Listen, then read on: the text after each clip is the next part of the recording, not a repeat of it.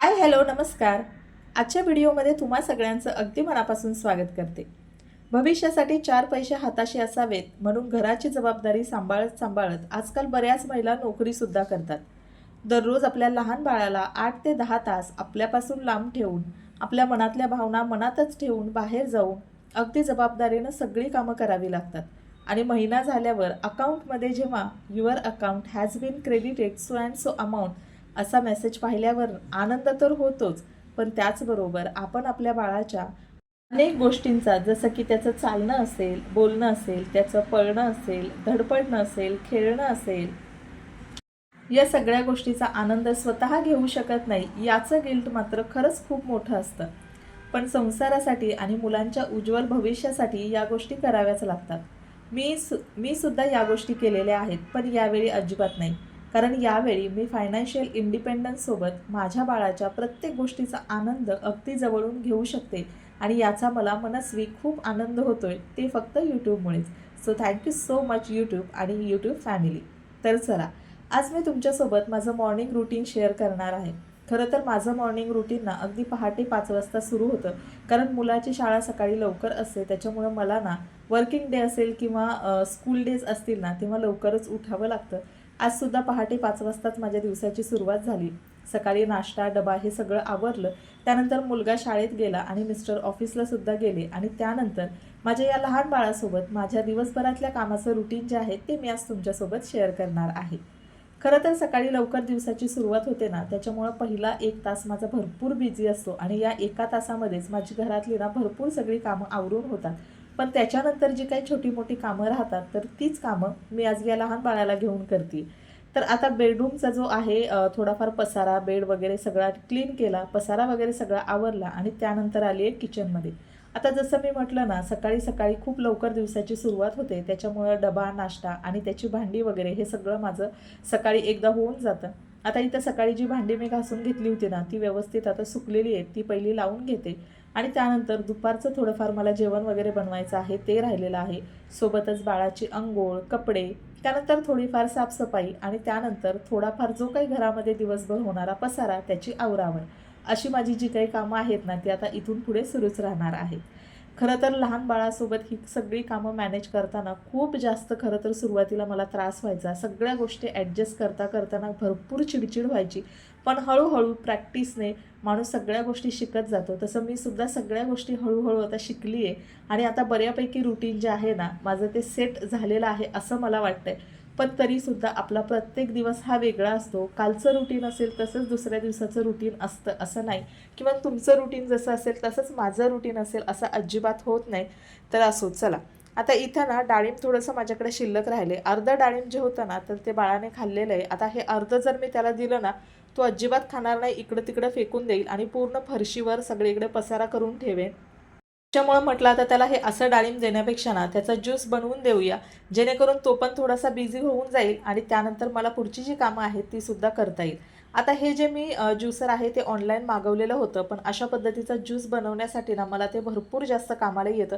खूप जास्त प्राईस नाही आहे, पण खूप उपयोगी प्रोडक्ट आहे माझ्यासाठी तरी ते.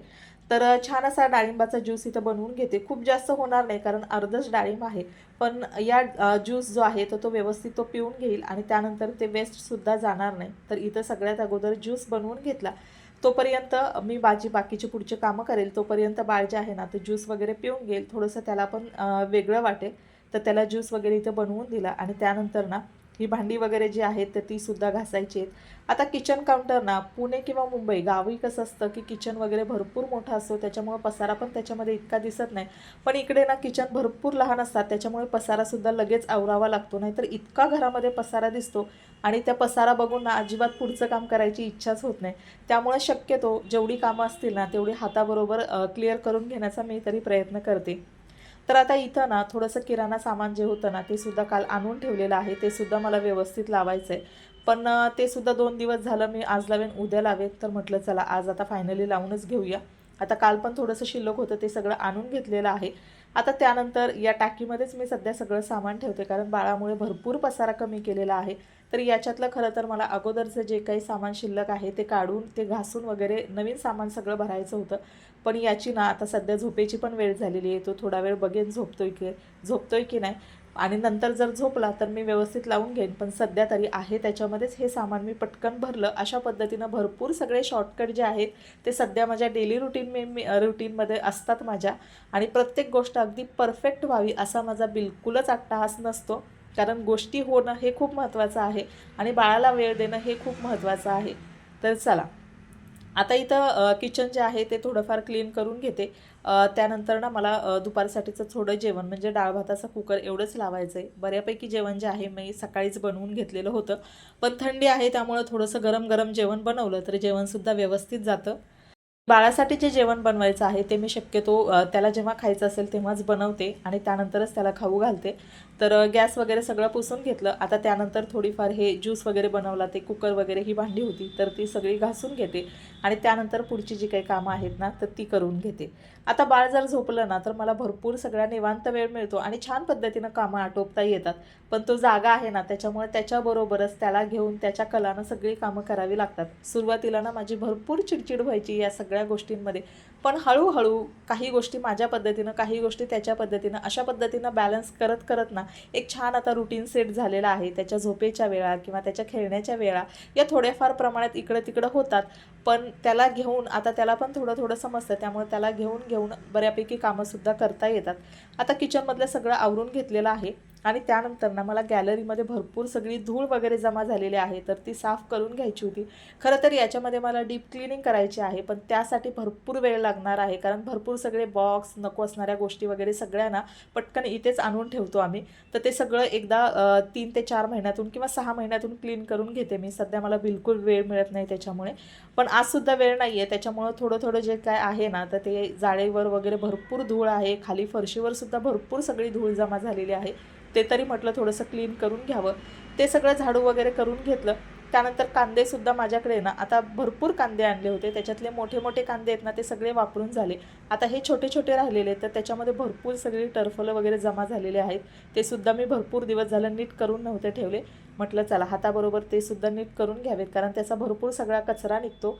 कांदे वगैरे नीट करून घेतले आणि भरपूर त्याची सालं, टरफलं वगैरे निघालेले आहेत, कचरा निघाला आणि थोडेसेच कांदे आता शिल्लक राहिलेले आहेत.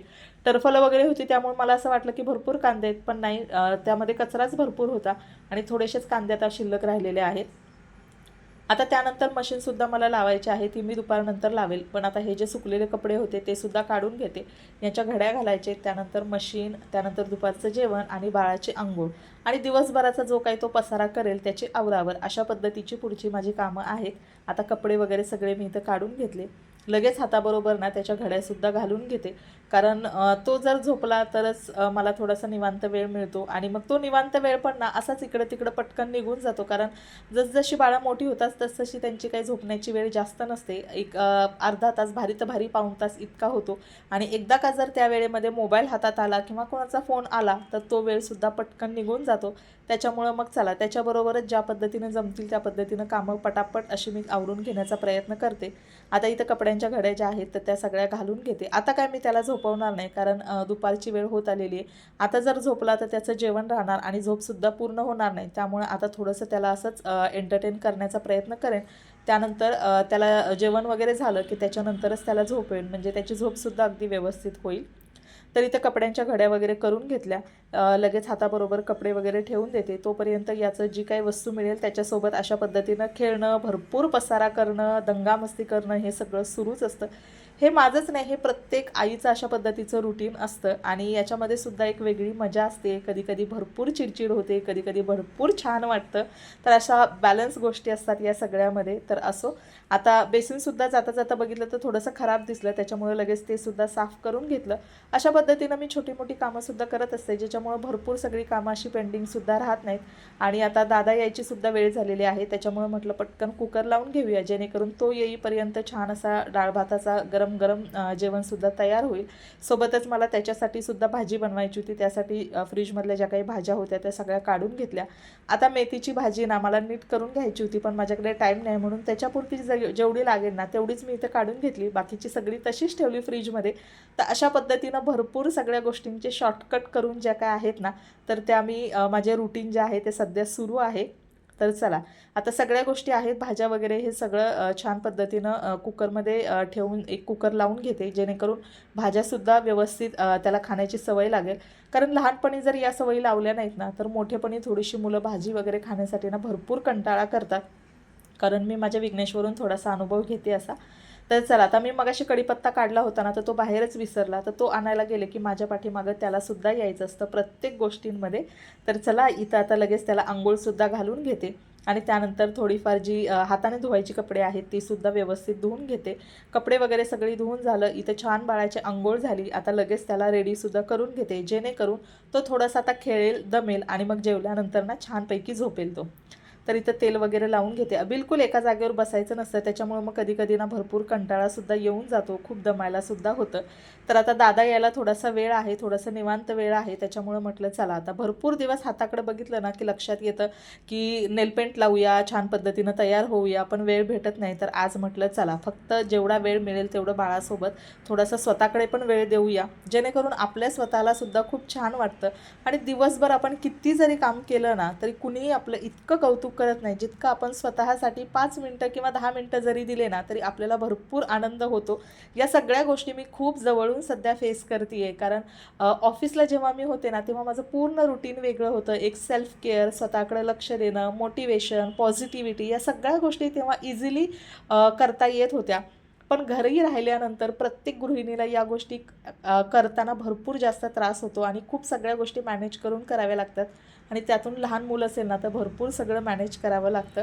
तर असो मी सुद्धा अशा पद्धतीनं थोडा मोठा वेळ ॲडजस्ट करून माझ्या स्वतःकडे लक्ष देण्याचा प्रयत्न करते. भरपूर जास्त काही होत नाही, पण थोडं थोडकं होतं तेवढंच माझ्यासाठी सध्या भरपूर आहे असं मी मानते. अगदीच काही नसण्यापेक्षा थोडंसं तरी आपण करतो, यातच आनंद आहे. तर चला डाळीलासुद्धा फोडणी दिली छान पद्धतीनं, आता जेवण करून घेते. इथं दादा पण आलेला आहे, पहिलं त्याला जेवण देते. काही नाही, साधं सिंपल जेवण आहे, चपाती, त्याच्यानंतर कोबीची भाजी, डाळ आणि त्यानंतर थोडंसं सॅलड. आता जेवणं वगैरे करून घेतल्यानंतर दुपारी थोडंसं बाहेर जायचं आहे, ते आम्ही बाहेर वगैरे जाऊन येऊ. आणि अशा पद्धतीनं छान आमचा दिवस जो आहे तो थोडासा हसी मजाकमध्ये किंवा थोडासा बाळाबरोबर अगदी दंगामस्तीमध्ये अशा पद्धतीचे दिवस चाललेले आहेत. छान पद्धतीनं एक बाळ म्हणून तो ग्रो होते आणि एक आई म्हणून मी सुद्धा त्याच्याबरोबर ग्रो होते. तर चला मैत्रिणींनो, आजचा व्हिडिओ मी इथंच एंड करते. आय होप तुम्हाला आवडला